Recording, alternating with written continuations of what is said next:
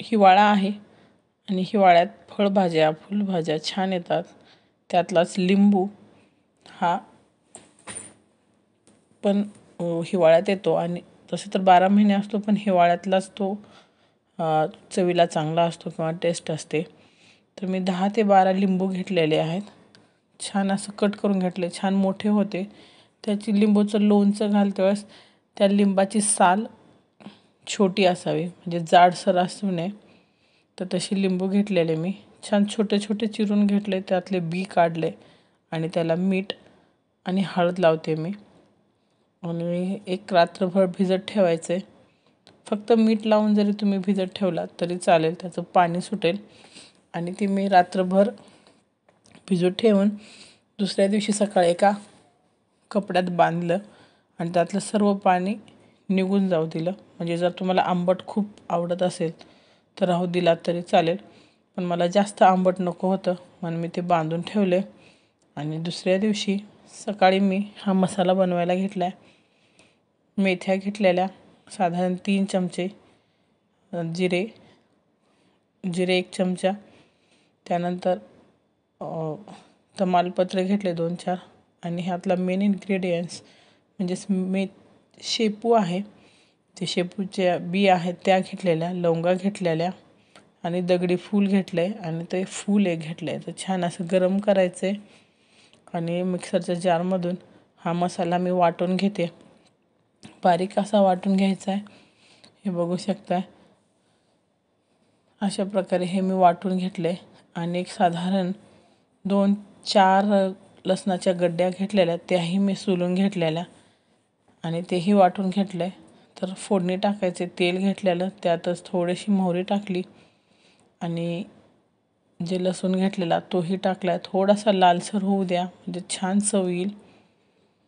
जर कच्चा घातला तर चव वेगळी येते. मग भाजी असू या लोणचं असू द्या, मग थोडंसं लालसर होऊ द्या. बारीक गॅसवरती करते मी हे सर्व. हे बघू शकता लाल झाले. तर गॅस बंद केला आणि जो आपण मसाला वाटून घेतलेला आहे लोणच्यासाठी घरी बनवलेला तो मी यात टाकते. त्याचबरोबर लाल तिखट साधारण 3 चमचे आणि हळद. ऑलरेडी आपण हळद टाकलेली आहे, पण आणखीन थोडीशी हळद टाकली मी म्हणजे कलर छान येईल. आणि मीठ टाकलेलं आहे ऑलरेडी, पण पुन्हा एकदा मीठ टाकले मी. आणि जे बांधलेला लिंबू होता ते काढून मी एका पातेल्यात घेतले, थोडंसं पिळले म्हणजे त्यातला सगळं आंबटपणा निघून जाईल म्हणून. आणि जो मसाला आहे तो चांगला थंड होऊ द्या, एकदम गार होऊ द्या, नाही तर तुमचं लोणचं खराब होऊ शकतं. गार झाल्यानंतरच आपणाला हे एकजीव करायचे, मिक्स करायचे सर्व. आणि लिंबू कट करत असताना धुवून स्वच्छ करून त्याला पाण्याचा अंश नाही ठेवायचा.